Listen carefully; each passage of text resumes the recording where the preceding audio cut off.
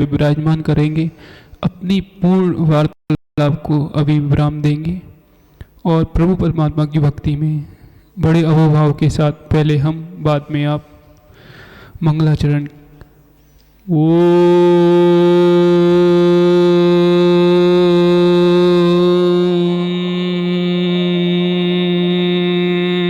वरहं सिद्धेभ्यः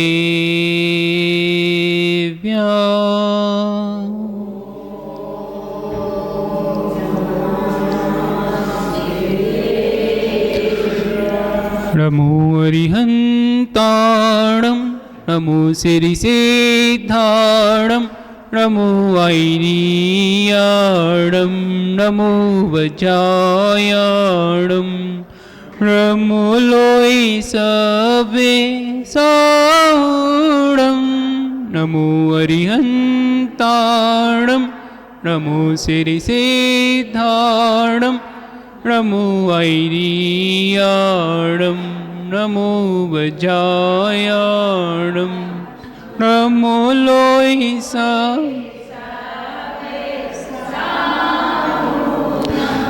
ऐसो पंच नमो यारो सबे पापे पणासणो मंगलाणं च सवे सिंह पर्वम होय मंगलम चत्तारि मंगलम अरिहंता मंगलम सिद्ध प्रभु मंगलम साहु जीवन मंगलम केवली प्रणयतो धम्मो मंगलम। बोलना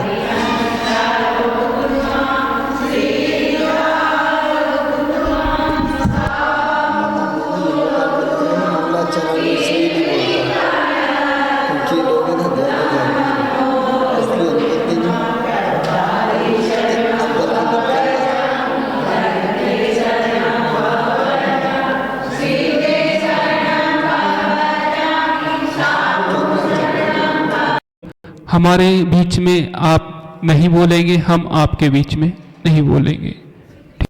संस्कृत का निकाल लेंगे। पैतामर प्रणत मौल मणि प्रवाणा मुदोत कम दलित पाप तमो वितानम।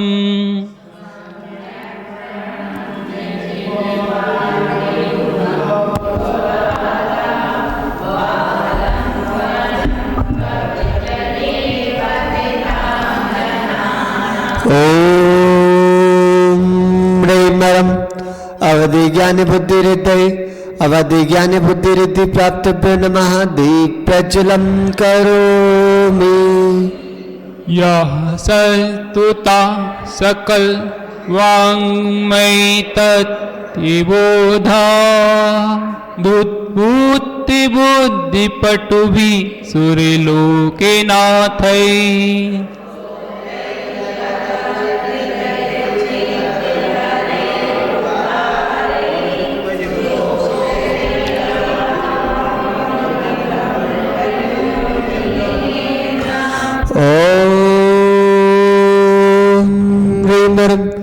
मन पर ज्ञान बुद्धि हृदय मन पर ज्ञान बुद्धि हृदय प्राप्त नमः दीप प्रज्वलम करोमि।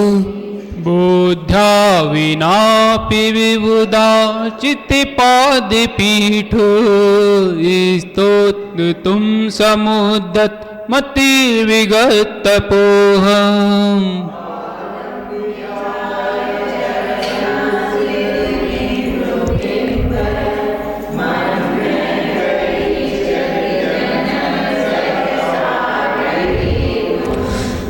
ओम ह्रीं केवल ज्ञान बुद्धि हृदय केवल ज्ञान बुद्धि रिद्धि प्राप्त नमः दीप प्रचलन करोमि वक्तुं गुणान् गुणसमुत्साङ्के कान्तान् कस्ते क्षमा सुरगुरु प्रतिमोऽपि बुद्ध्या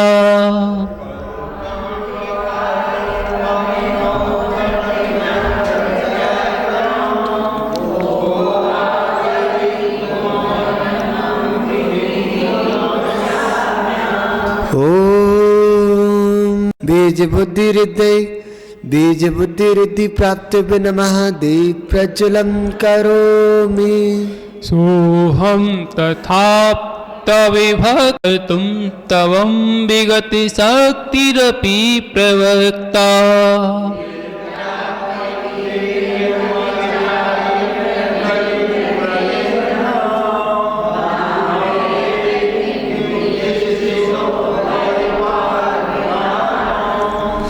ओम ह्रीं कोष्ठ बुद्धि रिद्धि प्राप्त नमः दीप प्रज्वलं करोमि अल्पो सुतं सुतवतां परिहांसि धाम तद्भक्तिरेव मुखरीकुरुते वलान्मा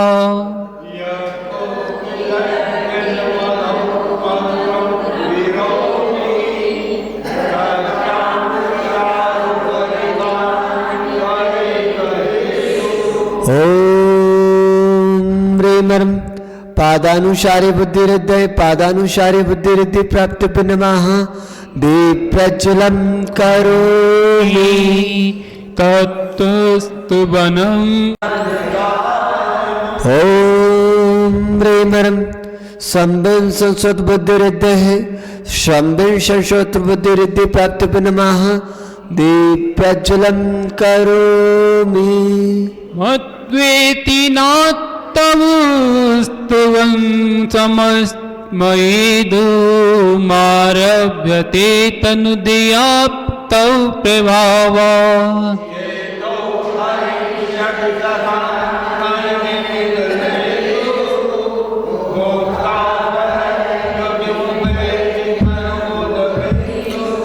ओम ह्रीं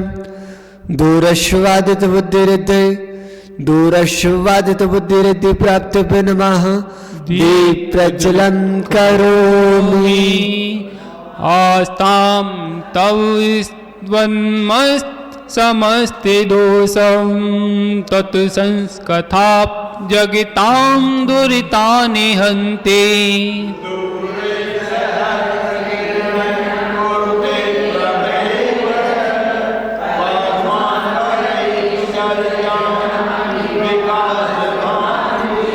ओम ह्रीं दूरस्पर्शित बुद्धि रिद्धि प्राप्त नमः दीप प्रज्वलं करोमि नात्यद्भुतं भुवनभूषणे भूतिनाथो भूते गुणे भुवि भवन्तुमविशुवन्ता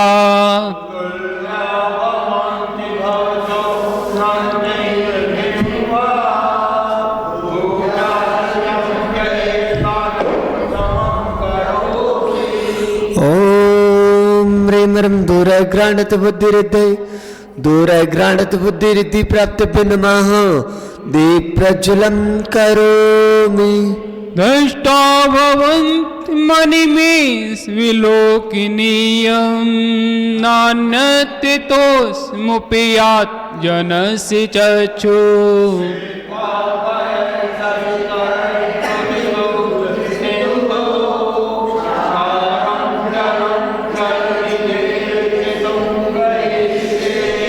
ओम ह्रीं दूरश्रवणत बुद्धि दूरश्रवणत बुद्धिरिति प्राप्तव्य नमः दीप प्रज्वलं करोमि।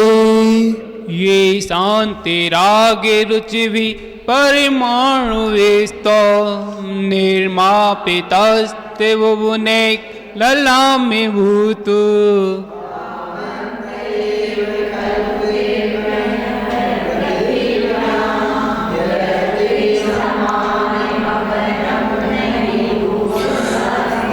ओम रेमरम दूरदर्शनत बुद्धिरिते दूरदर्शनत बुद्धिरिति प्राप्तव्य नमः दीप प्रज्वलं करोमि।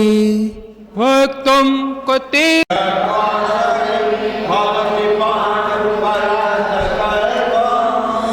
ओम रेमरम दश पूर्वित बुद्धिरिते दश पूर्वित बुद्धिरिति प्राप्तव्य नमः दीप प्रज्वलं करोमि। संपूर्ण मंडल शशांक कला कलापो शुभ्र गुणस्ते भुवनम तविलंघयन्ते।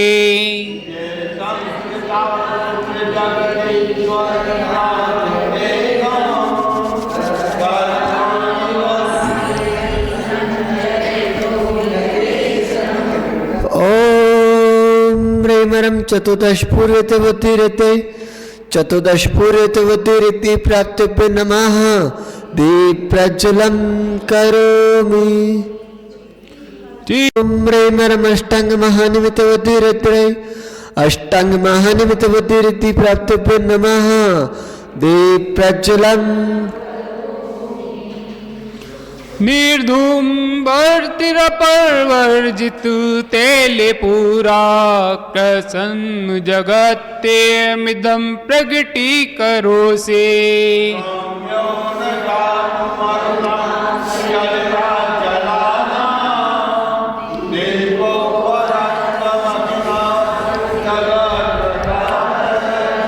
ओम रेमरम प्रज्ञाशरणत बुद्धिरिते प्रज्ञा शरणत बुद्धिरिति प्राप्तव्य नमः दीप प्रज्वलं करोमि। नास्तं कदाचिदुपयासि नरागम्य स्पष्ट करोसि सहसा युगि पंजिगन्ते।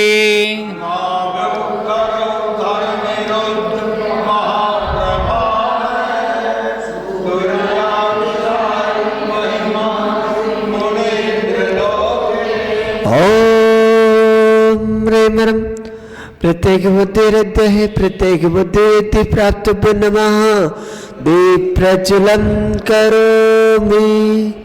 नीतोदयं दलितिमो महान्धिकारं गम्यं नाराहुवदे प्रसूता।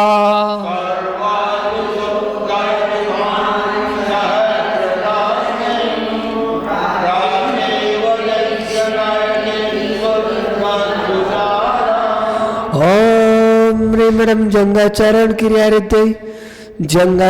क्रियारिति प्राप्तव्य नमः दीप प्रज्वलं करोमि। त्वाममन्ति मुन्य परमं पुमास मादिति वर्णिममिलं तमिषा पुरुस्तात्। नमाचितित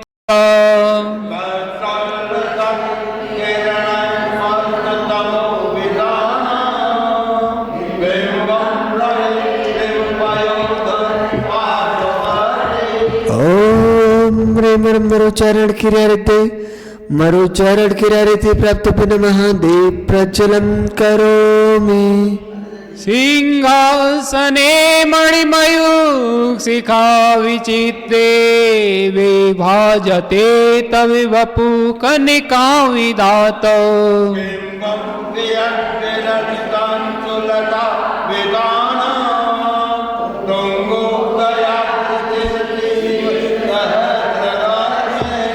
ओम रेमरम सर्वतपरति प्राप्तव्य नमः दीप प्रज्वलं करोमि। कुंदा विदात चल चामर चारि सोवम ब्रे भाजते तवे बपु कल दौति कांत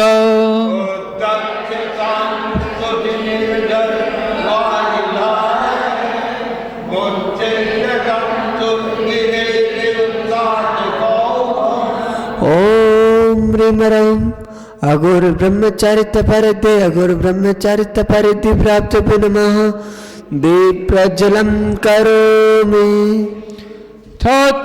देयं तव विवाद शशांके कांतो मुच्चैस्थितं स्थगितवान् कर प्रताप ओम ह्रीं ह्रौं मनोबलति प्राप्त नमः दीप प्रज्वलं करोमि गंभीरतारिरं पूर्ति दिग्विभाग त्रैलोक्य लोकेषु संगमि भूति दक्षा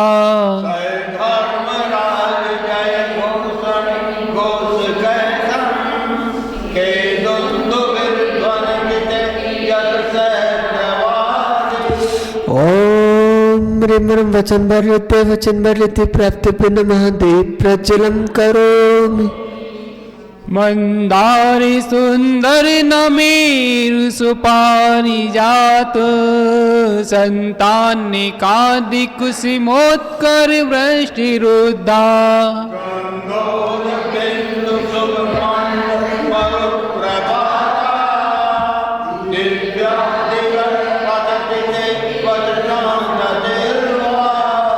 ओम ह्रीं ह्रौं काय भरते प्राप्त नमः दीप प्रज्वलं करोमि शोभत प्रभा वलय भूरि विभाविवोस्ते लोकते दुतिमतां दुतिमाक्षिपन्ते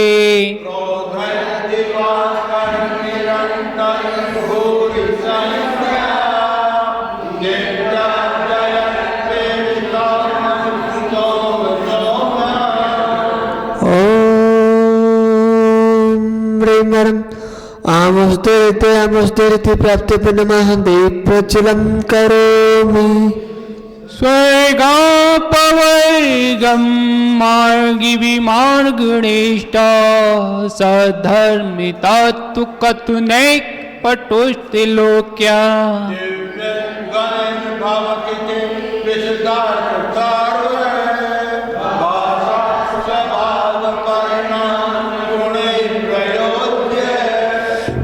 विरामो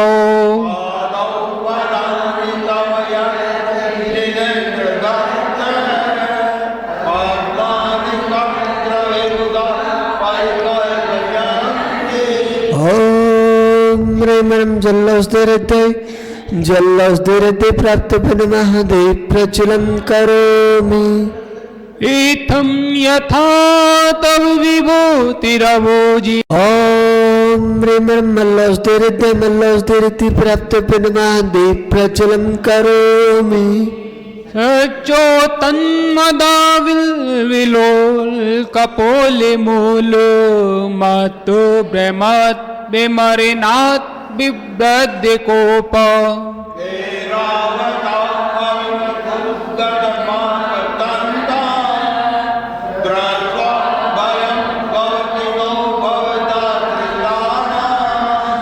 ओम ह्रीं ह्रौं विप्रोस्तिरते प्राप्त नमः दीप प्रज्वलं करोमि भिन्ने कुंभिगलदोज्जल शोणिताक्त मुक्ता फल प्रकर भूषित भूमि भाग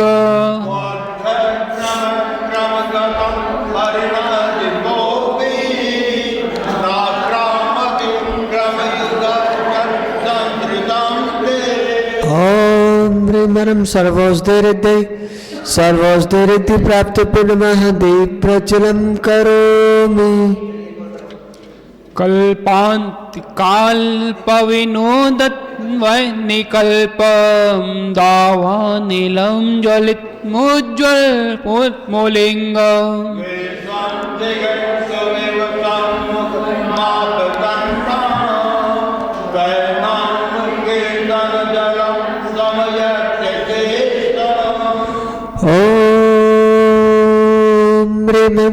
मुख निर्विशेति प्राप्त पुनः विप्रज्वलं करोमि। रक्ते शरणं समधिकोकिलकण्ठनीलं क्रोधोद्दितं फणितमुत्पर्णमापितन्तम्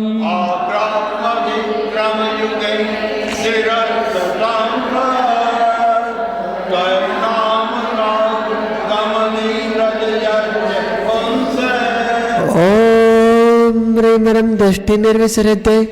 दृष्टि निर्विसरति प्राप्त पुनः दीप्रज्वलं करोमि। वल्गतुरङ्गे गजगर्जित भीमिनाद माजौ बलं बलवतामपि भुक्तिनाम्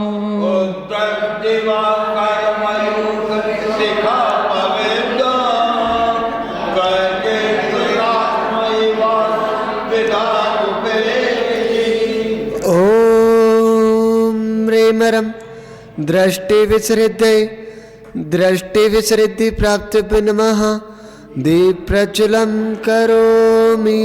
कुन्ताग्रविन् गज सोड़ती वारिवा वेगावतार तरणा में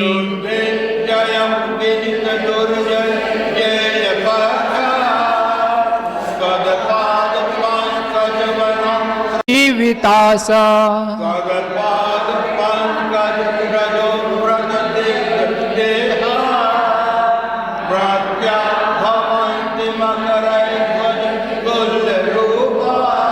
ॐ ह्रीं अमृषाविरसरति प्राप्त पुनः दीप्रज्वलं करोमि। आपादिकण्ड मरु शङ्खल वेष्टितांग गाढ़ं बृहन्निगट कोटि निग्रष्टि जंगा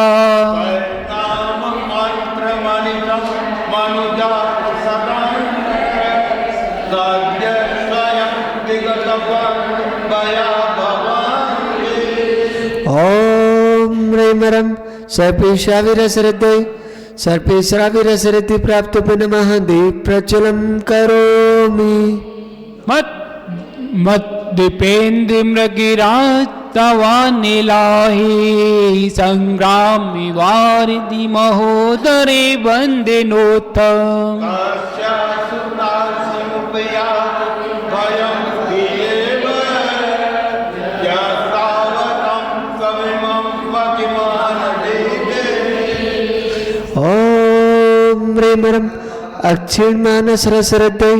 अक्षीणमानसरसरति प्राप्त पुनः दीप्रज्वलं करो। हाँ, अंतिम श्लोक निकाल लेंगे, पूरा पढ़ेंगे। अंतिम श्लोक पूरा पढ़ेंगे।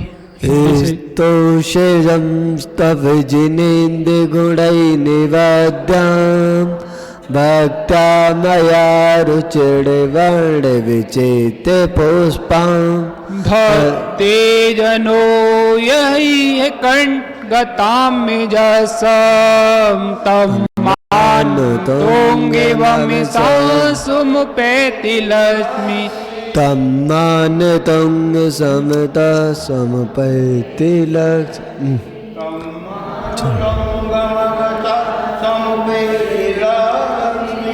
ॐ ह्रीं अक्षीणमहलहृदय प्राप्त पुनः दीप्रज्वलं करोमि।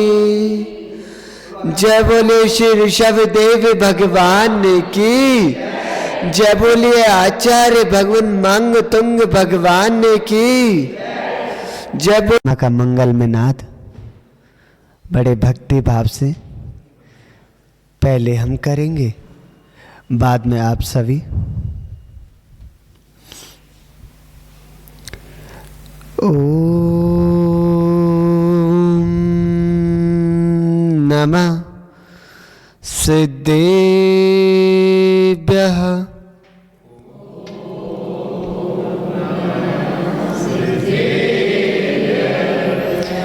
श्रीमत् परम गंभीर स्याद्वदमुगलाञ्छनं जियात् लोकनाथस्य शासिनं जिनशासिनं विश्वकल्याणकारकम्।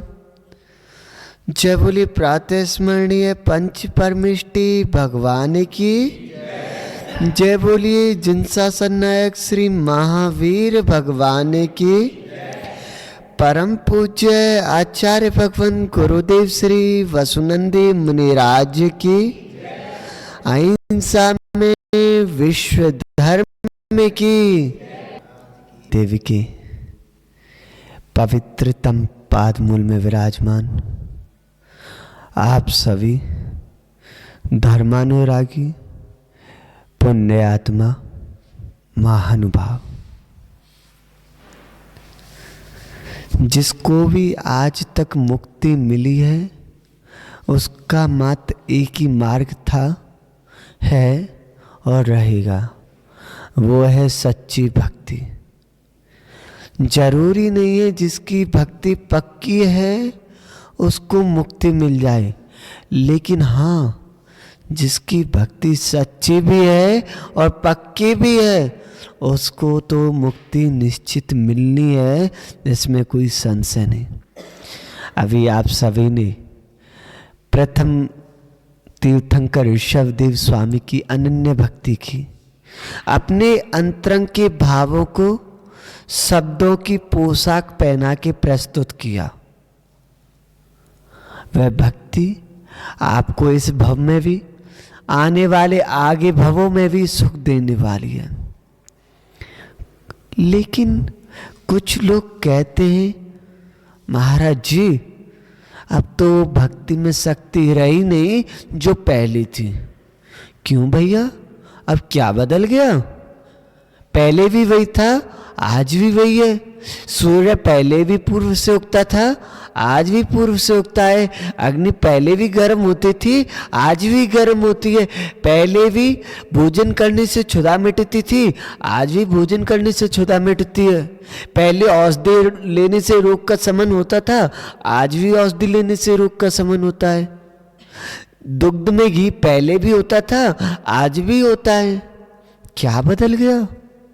अगर बदला है तो हमारे भाव बदल गए, हमारी श्रद्धा बदल गई, हमारा समर्पण बदल गया। भक्ति आप चाहो तो वही कर सकते हो अभी भी जो उस समय मांगता हूं स्वामी ने की थी।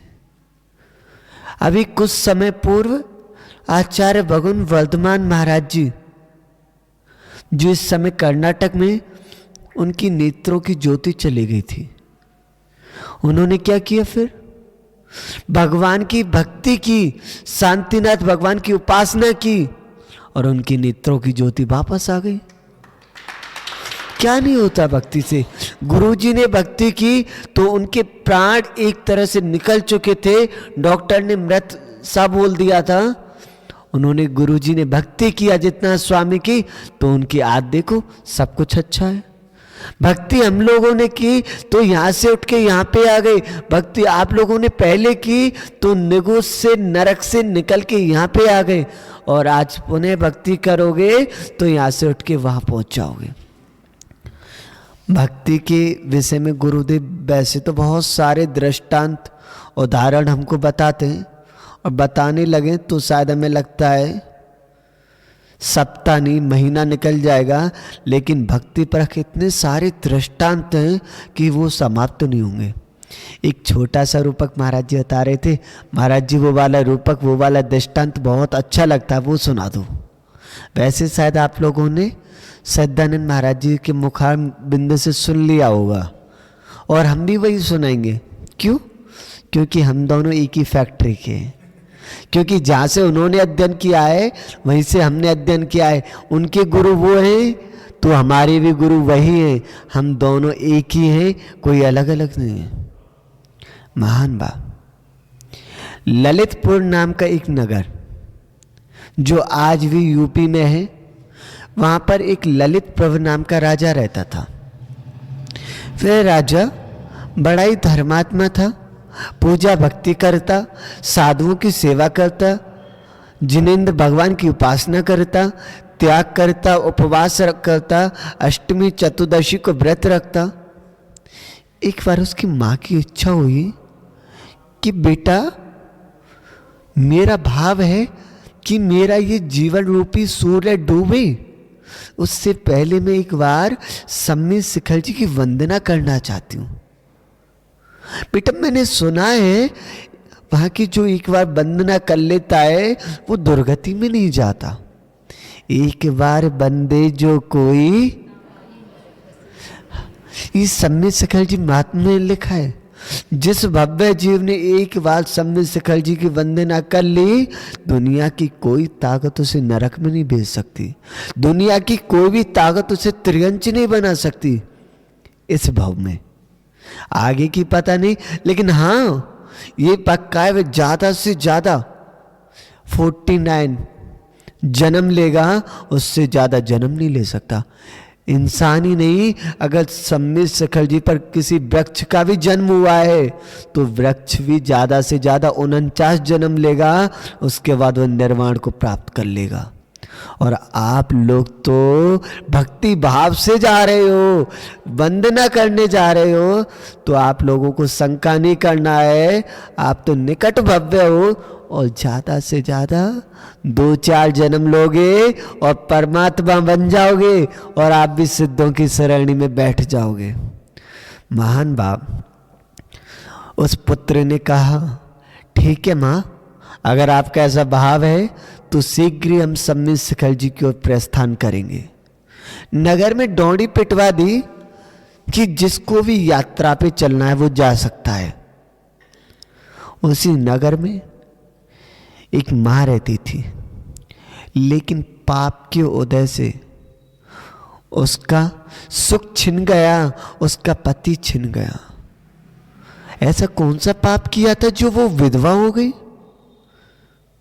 उसने पूर्व जन्म में रात्रि में भोजन किया था।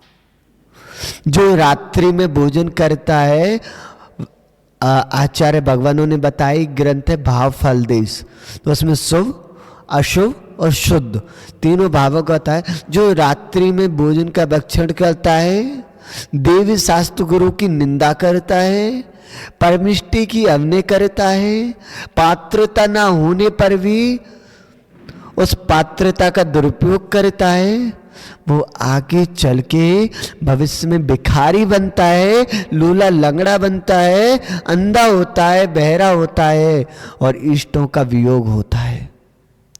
ऐसा हमारा कहना कुछ नहीं है, हम तो पोस्ट में ने जो आचार्य भगवानों ने बताया वो हम आपको बता रहे हैं। महान बाप, उस माँ के 2 पुत्र थे, देवपत और खेपपत। एक की उम्र थी लगभग 8 वर्ष और एक की 10 वर्ष। उन्होंने भी सुना तो दौड़े दौड़े आए, माँ माँ सुनो, हमें भी शिखर जी जाना है। वह माँ दुखी मन से बोली, बेटा चले तो जाते, लेकिन मेरे पास कुछ धन नहीं है जो मैं तुम्हें वहां भेज दूं। माँ हमें कुछ नहीं पता, हमें तो शिखर जी जाना है। बच्चे जिद पकड़ लें तो उनकी पूरी करनी होती है, नहीं तो घर को सर पे उठा लेते हैं। वह माँ राजा के पास गई और बोली, हे नायक, हे भगवान, हे हमारे दाता, मेरे दोनों पुत्र आपके साथ जाना चाहते हैं, क्या आप उन्हें ले जाएंगे? बोले, हाँ, इतने सारे लोग जा रहे हैं तो मुझे कोई हर्ज नहीं, जा सकते हैं। राजन, मैं फ्री में नहीं भेज रही, मेरे पास देने के लिए कोई धन तो नहीं है, लेकिन हाँ, जो आपके अश्व हैं उनकी सेवा करेंगे। जो आपके अश्व हैं उनकी सेवा करेंगे, उनका ध्यान रखेंगे, उनको भोजन आदि देंगे। बोले, ठीक है। वे दोनों भाई अपनी माँ से विदा लेके चल दिए।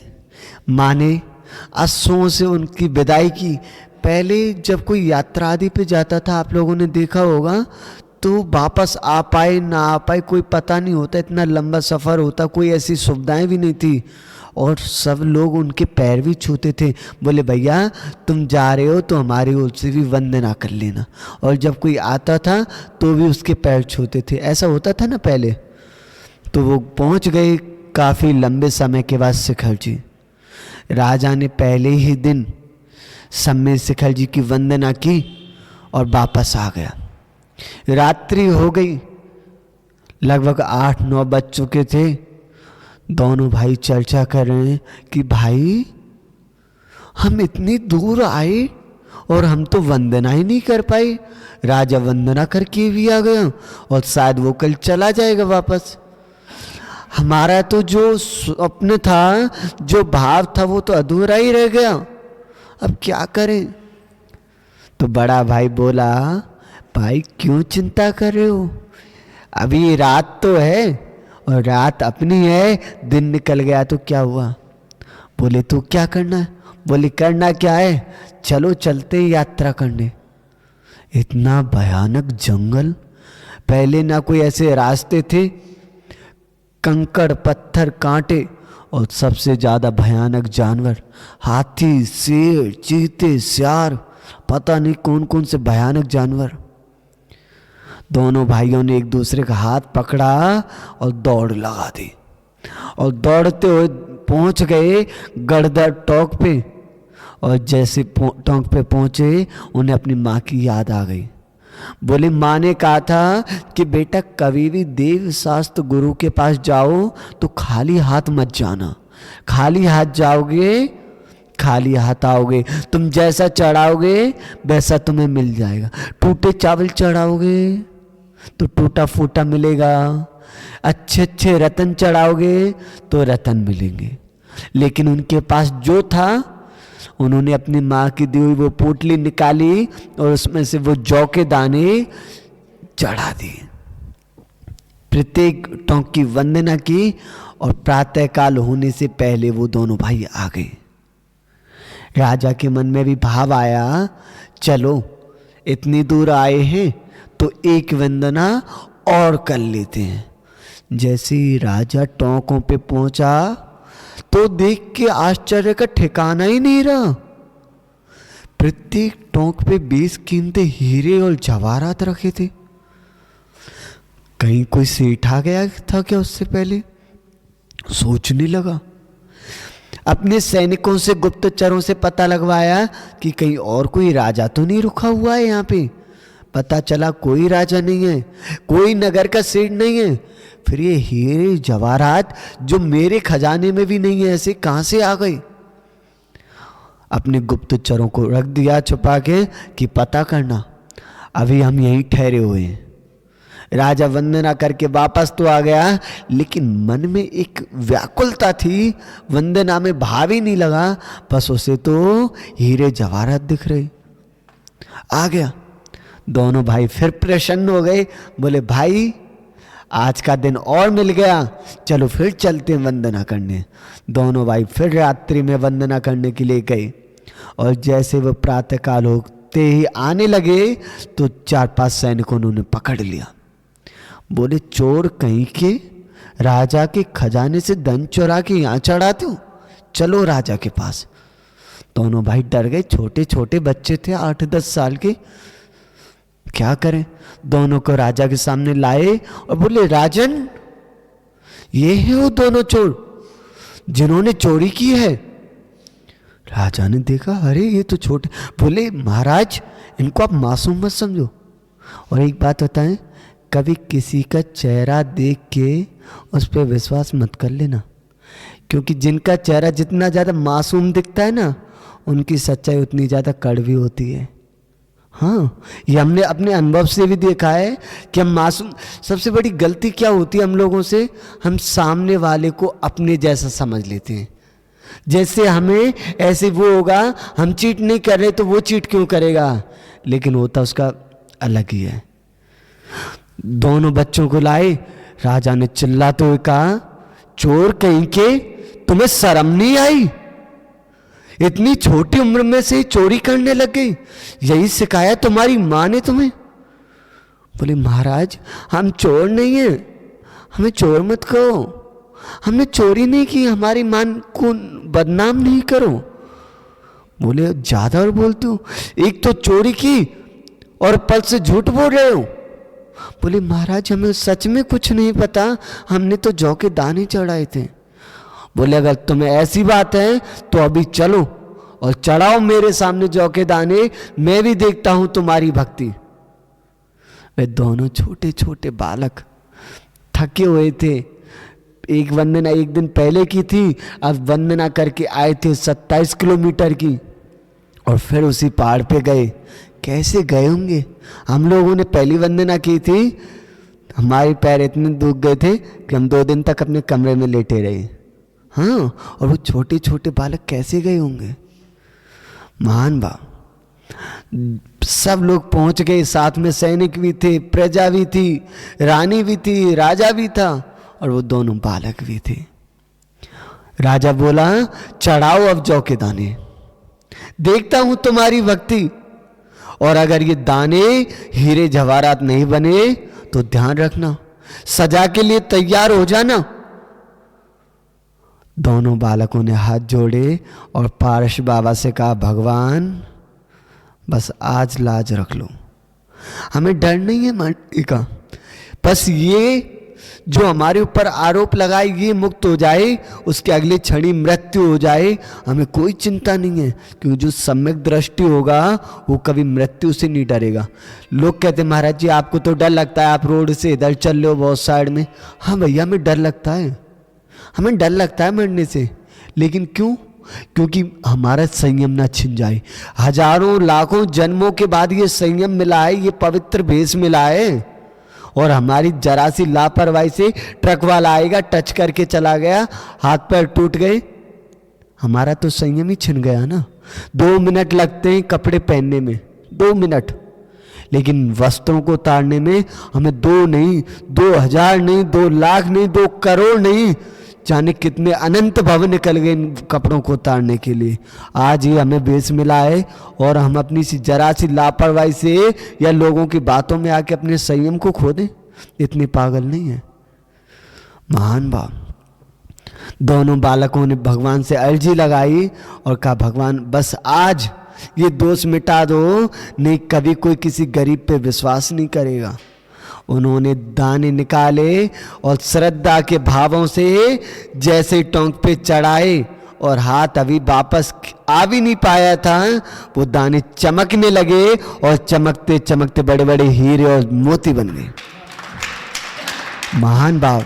यह दृश्य जैसे ही देखा, सम्य शिखर जी पार्श्वनाथ के जयकारों से गूंज उठा, जिनेंद्र भगवान की जय जयकार होने लगी। राजा ने देखा सच में भक्ति तो इनकी है, मेरा तो दिखावा है। उसी समय उसने अपना मुकुट उतारा, वस्त्र उतारे और केस लोच करके दिगंबर मुद्रा को धारण कर लिया, मुनि दीक्षा को ले लिया, मुनि बन गए उसी समय, और अपना पूरा राज्य उन दोनों पुत्रों को दे दिया। लेकिन उन्होंने भी सोच लिया था हम जीवन में इस राज्य की एक कौड़ी नहीं खाएंगे, जो भी भोजन करेंगे अपनी मेहनत का करेंगे। और उस राज खजाने से इतनी प्रतिमाएं बनवाई, इतनी प्रतिमाएं बनवाई। एक स्थान है देवगढ़, वहाँ पे बताते हैं प्रतिमाओं का भंडार था। आप एक कट्टा, एक बोरा चावल का भर के ले जाओ, और प्रत्येक प्रतिमा के सामने एक एक चावल चढ़ाओ, आपके चावल खत्म हो जाएंगे लेकिन प्रतिमाएं खत्म नहीं होंगी, इतनी प्रतिमाएं थी।